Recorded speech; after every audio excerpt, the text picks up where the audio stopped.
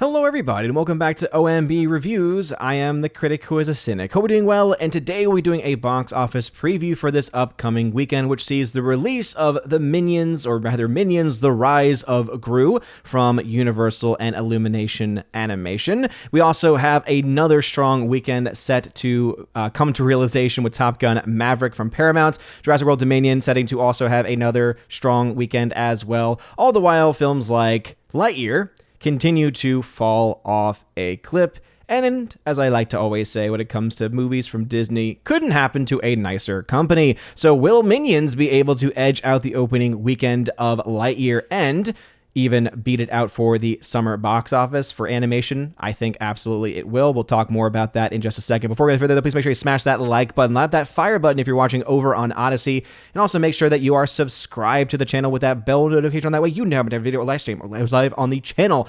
Those were words, I promise. It's always hard to get those words out anyway. So we have Minions Rise of Gru coming from Universal, set to come out to $77.8 million through Sunday for the 3-day opening weekend. And they are projecting, this is Box Office Pro, for it to make $92.9 million by the end of day Monday, 4th of July. So man, oh man, this would be a pretty huge number for a movie that's up against a movie like Lightyear, which only made around $51 million in its opening weekend, would be night and day. So Minions right now, if it indeed stays the course, which remember, Lightyear also had some pretty high projections going into its weekend. As the numbers started to actually come in, those numbers started to drop, and then it ended up falling below even those adjusted numbers. Again, originally they thought it could get upwards of 100 plus million in the domestic box office for its opening. Then it dropped around 75, and then it only ended up making around 51 million. And so this is going to be a matchup that I'm going to be following very closely, because for a film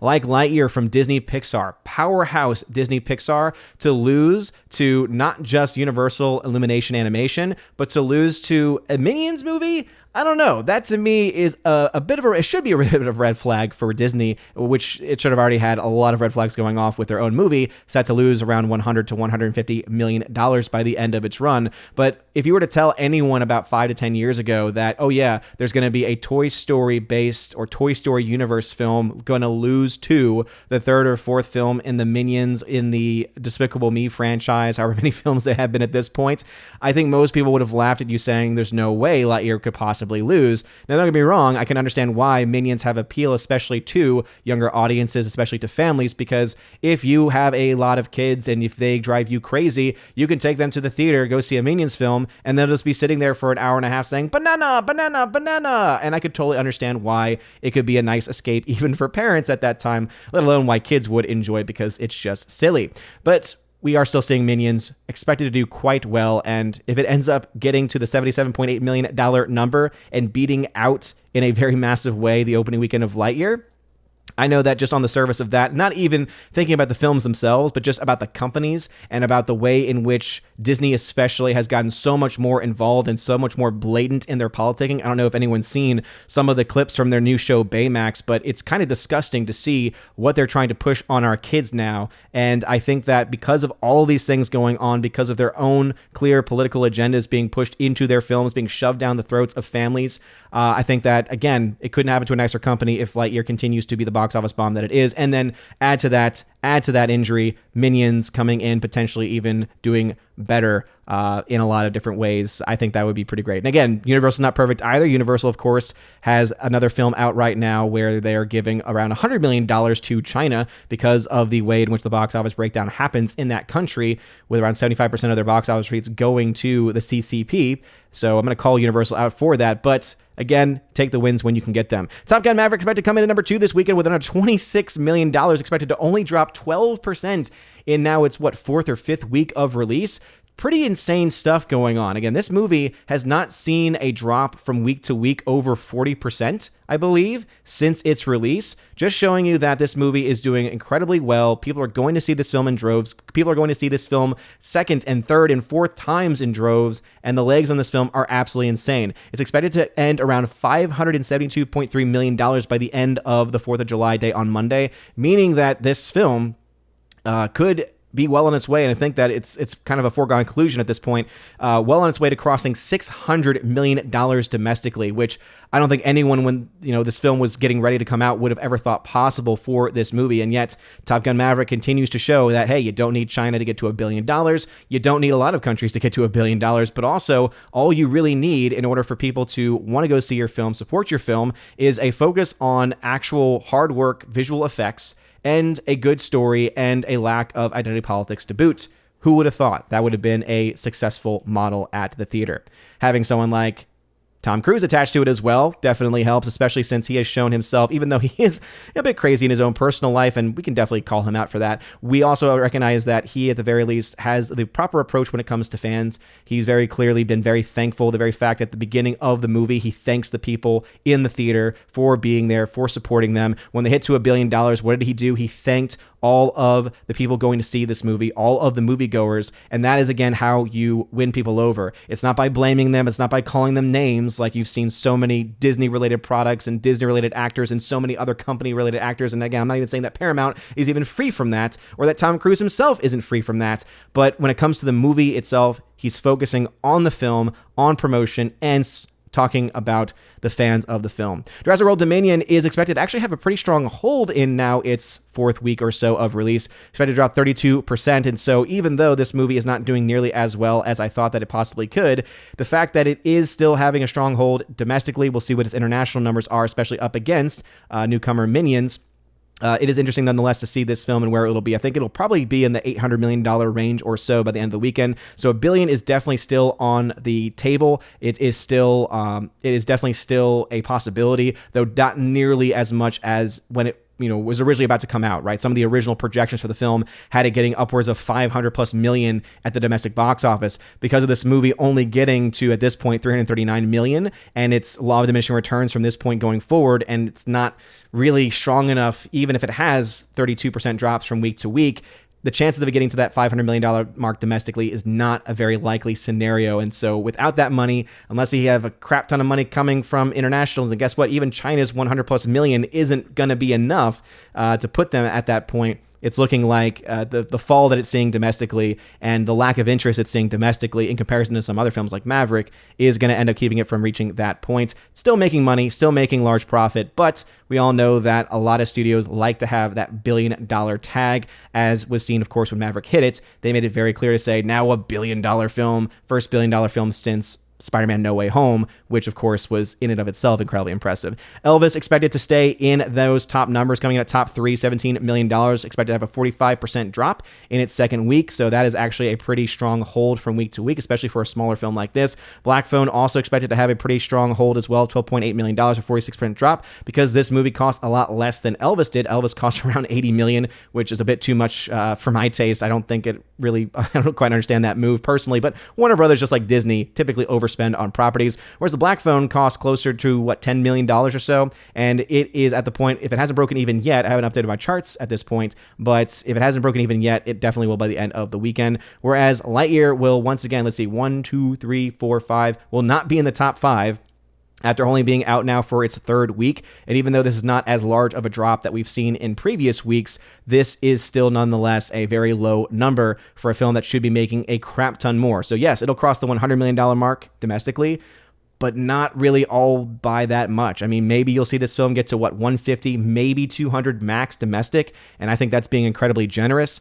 With all that being said, this movie is not doing well domestically where it needs to do. It's not doing really anything internationally.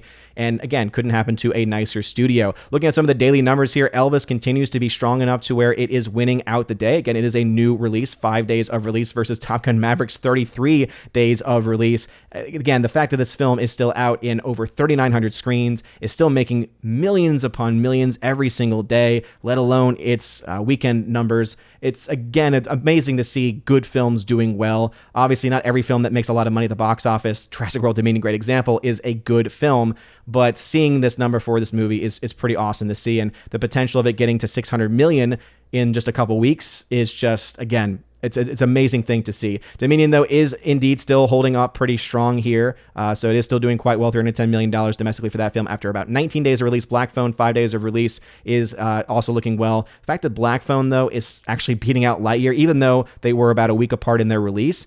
Again, you think of a movie like Black Phone versus a film like Lightyear. Lightyear would win every single day because a lot of kids are out for the summer. A lot of parents might be out for the summer too. A lot of stay-at-home parents have, want to bring their kids typically to go see a movie because it's a good way to be able to get them out of the house. It's a good way to keep them distracted for a little bit, especially if they're crazy. So the fact that a horror film like Black Phone is able to edge out a kids film like Lightyear so early on in its release really spells bad news for this film going forward. But those are the numbers as they stand. No budget yet for Minions, though I suspect that it probably costs somewhere north of $100 million if I had to guess. This is a sequel of the spin-off film Minions from 2015, which cost around $74 million. So when you adjust for inflation, you think about modern spending, the film could have cost less than $100 million, but I'm going to say roughly $100 million. But it's again amazing that a movie like this, which is expected to make as much as it is more than what Lightyear is able to do, all while costing probably about half of the amount, whereas Lightyear cost $200+ million, which is insane.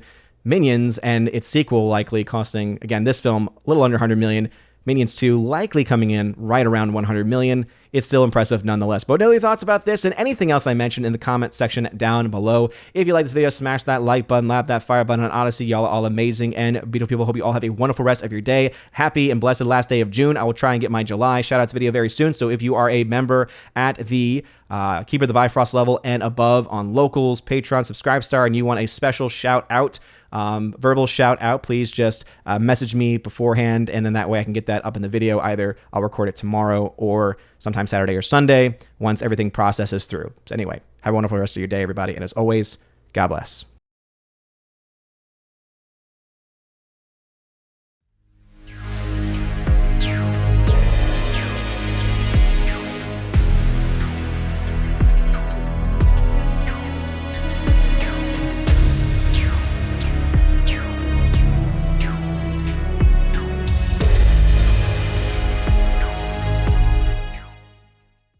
And now for a huge special shout out to my June Keeper of the Bifrost and Chosen of Valhalla level members: Brandon, let's go Brandon, Christopher Bowman, Garrett Searles, Hymir Irie Hymason, Jeff Toon, Joe Horn, Jonathan Carney, Laura, the Modern Major General Story, Father Luca, Mike Jackson, for the win, Mad Mitch Dunaway, Orange Hat Reviews. Make sure to check out his YouTube channel. He just hit 1,000 subscribers. Rosetta Allen, check out her YouTube channel as well. Stan Andrian, Miss Martin Muses, check out her YouTube channel. And also, of course, the amazing Tina B, Empress of the Universe. Check out her YouTube channel, especially her show, Soup to Nuts, that she does with the amazing Stephanie B. Thank y'all very much for supporting me over on Patreon. And a huge shout out to all of my subscribers as well over on Subscribestar at these levels: Matt 317, Storm Tracker, the R, Fast Reaction, Mr. Roy, and also, of course, J-Rod, the Beer Guru, and ZK-Man. You guys are amazing. And a last shout out to my Locals members.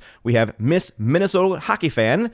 How about a hockey player? We have Mike Jackson for the win once again, Robert Barnes, and Brett D90. So I want to say thank you again for being my members at the Keeper of the Bifrost level and the Chosen of Valhalla levels. If you want your name specially shouted out at the end of every single video and live stream, please check out my links at the Patreon and Subscribestar.